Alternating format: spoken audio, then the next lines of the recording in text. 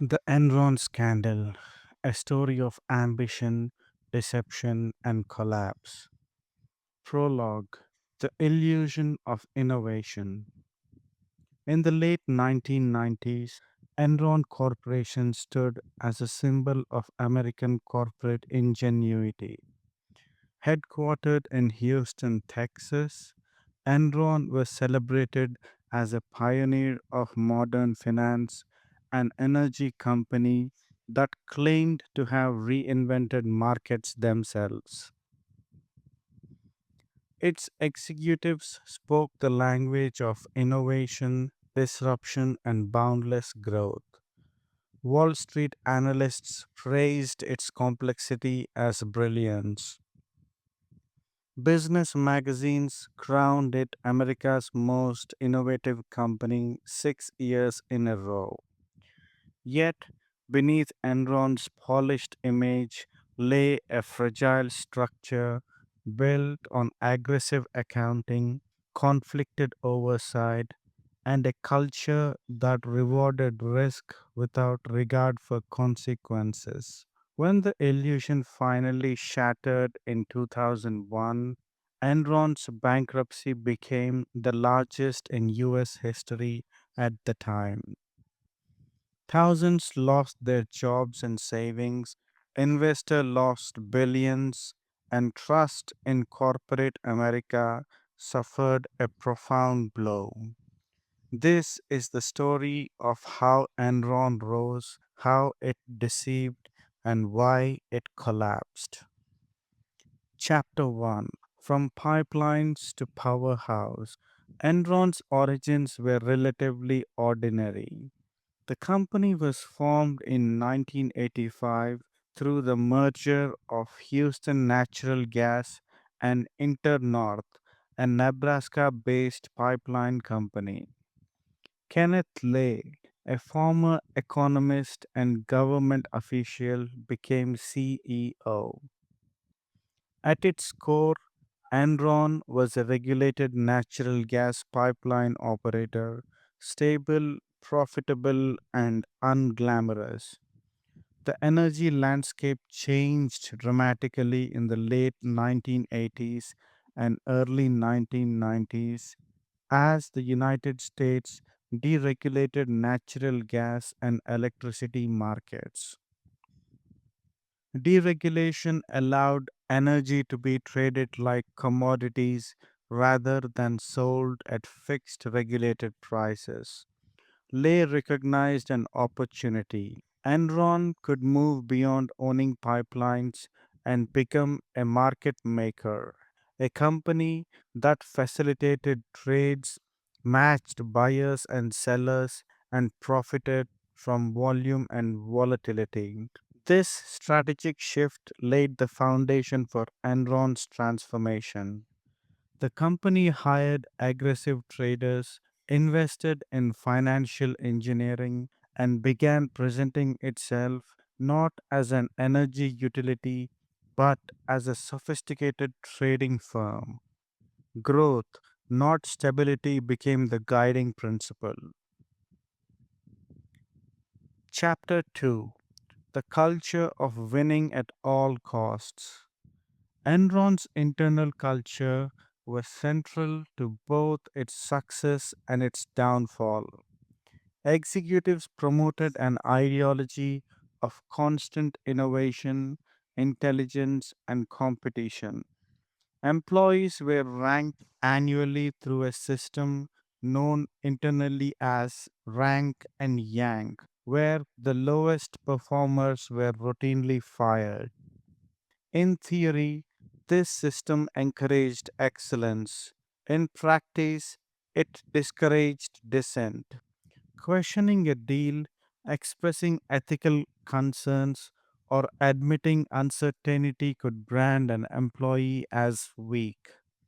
The pressure to deliver profits, real or perceived, was relentless.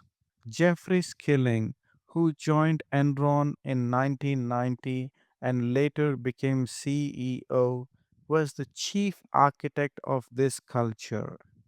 Brilliant, abrasive, and intensely confident, Skilling believed markets were inherently efficient and that Enron's complex strategies were not only legal but superior.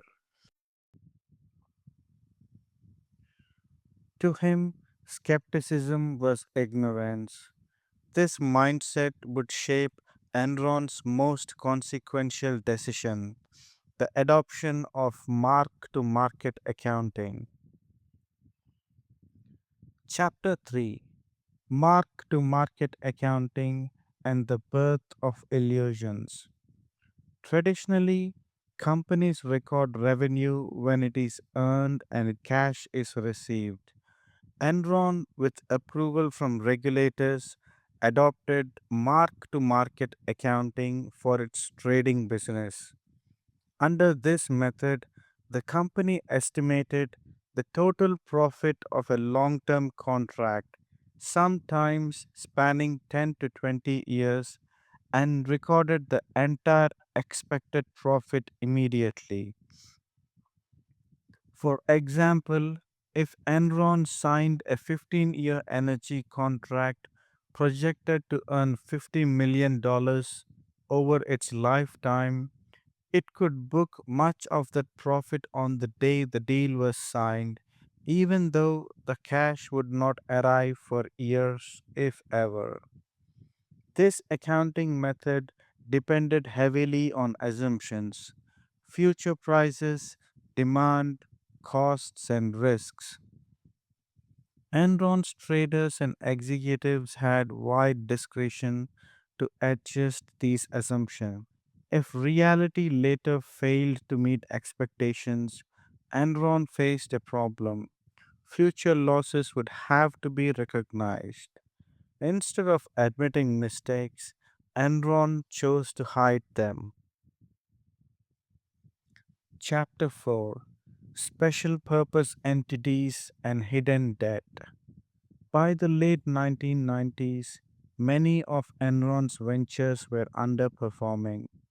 The company had invested heavily in broadband, water utilities, power plants, and international projects, some of which lost money. Under normal accounting, these losses and the debt financing them would reduce profits and alarm investors. To avoid this, Enron used special purpose entities, SPEs, legally separate partnerships designed to hold assets and debt off Enron's balance sheet. In principle, SPEs were allowed under accounting rules if they were independent and bore real risk. In practice, Enron violated the spirit and often the letter of these rules. Some of the most notorious SPs included Chuco, used to hide losses from a joint venture but secretly funded and controlled by Enron. LJM1 and LJM2, partnerships managed by Enron's own chief financial officer, Andrew Fastow, a clear conflict of interest. The Raptors, complex entities designed to hedge Enron's own failing investments using Enron stock itself. These structures allowed Enron to move billions of dollars in debt off its balance sheet while recording artificial gains. In reality, Enron was often guaranteeing the SPEs or backing them with its own stock, meaning the risk never truly left the company. Chapter 5: Conflicts, Complicity, and Arthur Anderson. The success of Enron's deception depended on more than clever structures. It required institutional failure. Arthur Anderson, one of the world's most respected accounting firms, served as Enron's external auditor. Anderson approved Enron's accounting practices while also earning substantial consulting fees from the company. This dual role compromised its independence. Internal warnings existed. Some Anderson partners raised concerns about the SPEs and aggressive accounting. These concerns were overridden or minimized. Meanwhile, Enron's board of directors approved exceptions to its own ethics rules, allowing Fasto to manage the LJM partnerships. Investment banks also played a role. Several major banks structured transactions that were designed primarily to improve Enron's reported financials rather than serve legitimate business purposes. Together, these failures created an environment where deception could persist without effective challenge. Chapter 6. The cracks begin to show. By 2001, Enron's financial position was deteriorating. The company depended on a high stock price to support its SPEs and maintain investor confidence. When technology stocks declined and energy markets weakened, Enron's assumptions became harder to defend. In August 2001, CEO Jeff Skilling abruptly resigned, citing personal reasons. Investors were unsettled. 1 month later, Sharon Watkins, a vice president at Enron, sent an internal memo to Kenneth Lay warning that the company could implode in a wave of accounting scandals. Despite these warnings, Enron reassured investors. In October 2001, the company announced a massive write down related to the SPEs and revealed previously hidden losses. Credit rating agencies downgraded Enron's debt, triggering clauses that required immediate repayment. Confidence evaporated almost overnight. Chapter 7. Collapse and Bankruptcy. As Enron's stock price plunged from over $90 to less than $1, trading partners demanded more collateral. The SPEs collapsed as Enron stock fell, exposing the debt they were meant to conceal. Liquidity dried up. On December 2, 2001, Enron filed for Chapter 11 bankruptcy protection. Over 20,000 employees lost their jobs. Many saw their retirement savings wiped out as Enron stock was heavily promoted in company pension plans. The collapse sent shockwaves through financial markets and raised urgent questions about corporate governance, accounting standards, and regulatory oversight. Chapter 8. Legal Consequences and Accountability. The aftermath of Enron involved years of investigations and trials. Andrew Fastow, the CFO, pleaded guilty to fraud and conspiracy. He served prison time and cooperated with prosecutors. Jeffrey Skilling was convicted on multiple accounts of fraud and insider trading and sentenced to prison. Kenneth Lay was convicted but died before sentencing.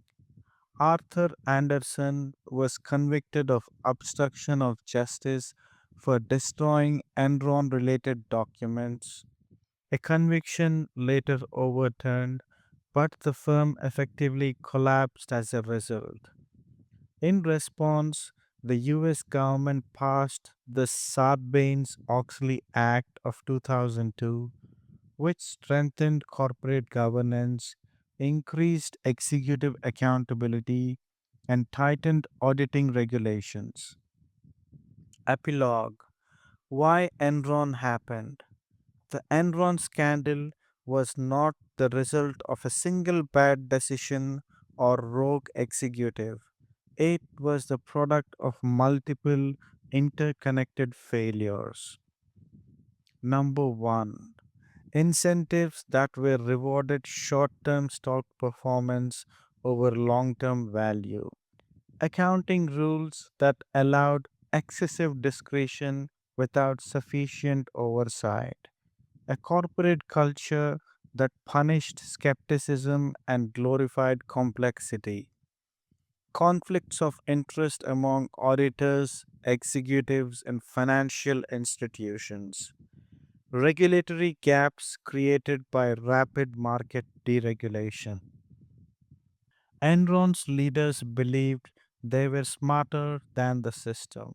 For a time, they were rewarded for that belief. But reality, unlike accounting assumptions, cannot be deferred forever. The Enron scandal remains a cautionary tale, a reminder that transparency, ethics, and accountability are not obstacles to innovation, but its foundation.